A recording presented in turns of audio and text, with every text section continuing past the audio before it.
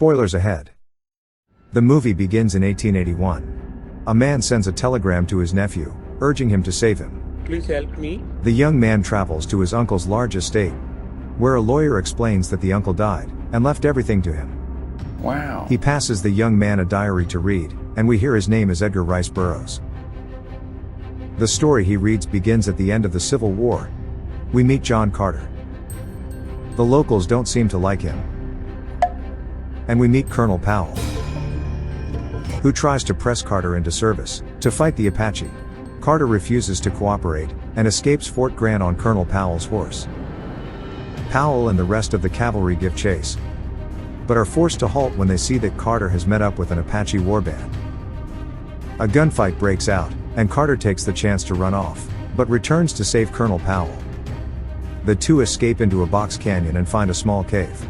The Apache approach, but quickly withdraw when they see something on the rock above the cave.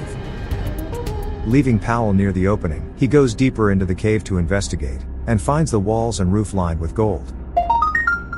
A stranger in a shining robe with a knife appears behind Carter, but he manages to shoot the bold stranger. Hell yeah! Picking up a medallion, Carter repeats the words he heard the stranger say. And suddenly he awakens in a desert. He spends several minutes learning how to walk, as the gravity is much lower than what he's accustomed to. He makes his way to the nearby hill, and finds a nest of eggs hatching green six-limbed infants. He is about to leave when he notices a group of green creatures approaching. When they see Carter, they open fire until one of them tells the others to stop. One greets Carter, and as with the Apaches there's a language barrier, but the two manage to give their names. The green man is Tars Tarkas, the Jetic, or leader of his tribe. They collect the hatchlings, and take Carter to their home in the ruins of an ancient city. Unfortunately, Tarkas has recovered the medallion that Carter needs. In the city, other Tharks treat him something akin to an animal or baby. As is Thark custom, the babies are released to the mob, and whoever manages to catch one will be the parent of the hatchling.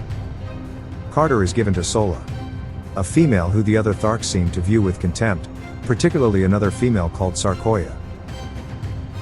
Carter is cleaned, and put inside a pit to rest with the other babies, as Sola pours a liquid into his mouth. Afterward, he is able to speak and understand the local language. Somewhere further away, a battle between humanoids is happening. The sun is a deadly laser. On a red ship, three bald figures appear, and approach General Sabvan. They give him a blue device that gives him the ability to shoot bolts of energy.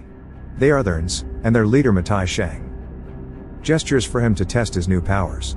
The general sends bolts of energy to the enemy ships, and wins the combat. In the royal palace of Helium, we meet Dea Thoris, who is practicing a speech with her father Tardos Mors. Dea demonstrates a machine that generates a weak blue ray, which she claims is the source of their enemy Zodonga's new power. As the entourage discuss the possibilities, a disguised Thurn zaps the device, making it fail. Tardos dismisses the group and tells Dea she has to marry Sabvan, to end the conflict. Back in Tharkville, Carter now has a Martian dog, Woola. Carter is trying to find Tars Tarkas to retrieve the medallion, but Woola is able to catch up with him. I don't think you have any idea how fast I really am. Carter ends up jumping into a Thark party, and Woola bursts in and loudly disrupts the gathering. I'm fast as fuck, boy. The angry Tharks beat Woola and his owner Sola. Carter jumps in to stop the beating, unintentionally killing a Thark as a result. The next day the Tarks brand Sola for her error, as they warn her that her next offense will lead to death. Three flying battleships appear in the sky, and they close in for hand-to-hand combat. Dea Thoris attempts to escape, but Carter sees she is in danger and jumps to her rescue. Yoink! Carter is able to turn the tide of the battle, but the blue helium craft crashes. After this, Tars Tarkas makes Carter his Dotar Soyot, and gives him Dea Thoris as a prize. Dotar Sojat! My right arms! We are introduced to Tars Tarkas' rival, Tal Hajus. Carter tries describing his home to Dea, but she thinks him either insane or a liar. She guesses he is a Thurn, leading them to a discussion that Carter is from Earth, which she calls Jasum, but he is currently on Mars, which she calls Barsoom. Although Sola tries to stop them, Carter and Dea Thoris enter a cave. Dea reads some ancient markings. But before they can proceed, the three are arrested by the Tharks for going into the temple. Tarkus helps them all escape, at great personal risk, and Carter guesses Sola is his daughter. Sola, Carter, and Dea Thoris journey to the River Ish to solve the temple mystery, taking the medallion with them. Dea admits she is the Helium Princess, likely to be married off to the Zidongan prince and potentially killed. Up the winding River Ish they find an inverted pyramid structure. Carter and Dea Thoris enter, and glowing blue graphics show the solar system. Dea Thoris realizes the blue light is the same blue ray she had been researching, and that the enemy had been using as a weapon. Pew! Outside, Matai Shang's Tharks approach. The two women mount up and scramble, as Carter stays back to fight the rampaging army, with only Woola to help him. Killing many, Carter is eventually overcome. Just as a helium battle cruiser arrives overhead to end the fight. Carter awakes, and a man dressed in blue appears and tells him he is in Zidonga. The man is Kantos Khan. Once close enough, an exasperated Kantos pretends to be held hostage, as he leads Carter away from the guards. The two jump to a nearby tower where inside, Dea Thoris is dressed in wedding finery. After thanking Kantos for bringing Carter to her, she dismisses everyone in the room. John refuses her again, and she sees the wedding ring on his finger. Understanding that his heart belonged to another, Dea Thoris tells him the magic words that will transport him back to Earth. Diagonally. Zidongan guards demand entry, but when the door opens, Carter has vanished. But we see he's in a ceiling recess. Matai Shang, the Thurn leader, catches Carter, and forces him to come with him, changing into a Zidongan officer to lead Carter out. Then Shang changes into an elderly woman as they watch Dea Thoris being paraded down a street. Suddenly Woola arrives in a flurry, manages to disable Shang's restraint, and Carter escapes on the light flyer. After a hair-raising chase, he crash lands close to Sola. Knowing he is unable to challenge the Zidongan military or the Thurns by himself, he decides to return to Tharkville and ask for their help. Carter and Sola arrive safely, but the Tharks throw Carter in jail, where he finds an imprisoned Tarkus, also in chains. Tarkus tells Carter that he had been overthrown by Tal Hajus. The prisoners are then taken to a large coliseum and made to fight giant white apes.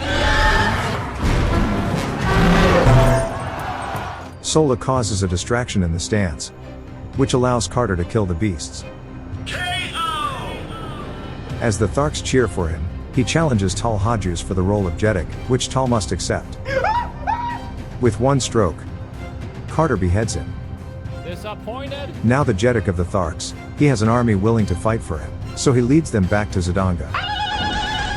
But everyone has gone to Helium, and there is no way they can make it to the wedding in time.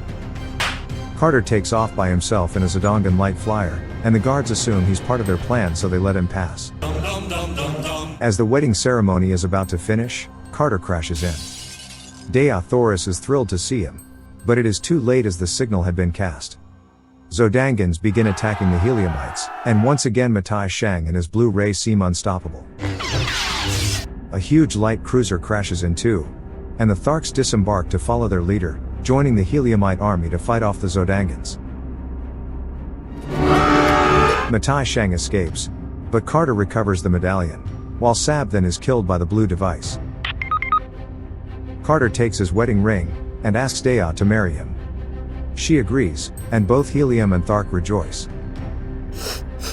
That night Carter steps out of the room, and tosses the medallion into the canyon below. As he returns to the bedchamber, a guard reaches out and grabs him, turns into Matai Shang, and sends Carter back to the cave in Arizona. Carter wakes up stiff, sees the colonel as a skeleton, and the gold and the Thurn body are gone. Carter spends the next 10 years looking for another medallion to get back to Mars.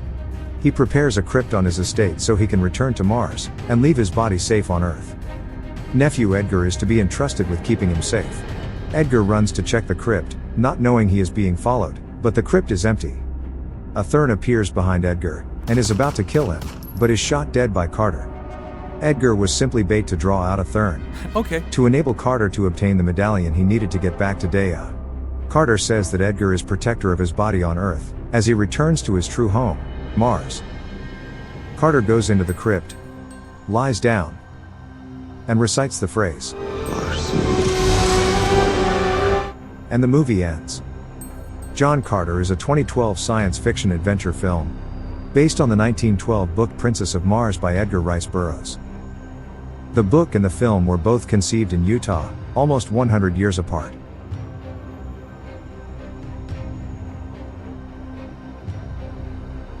Thank you for watching. Subscribe for more. You are ugly, but you are beautiful.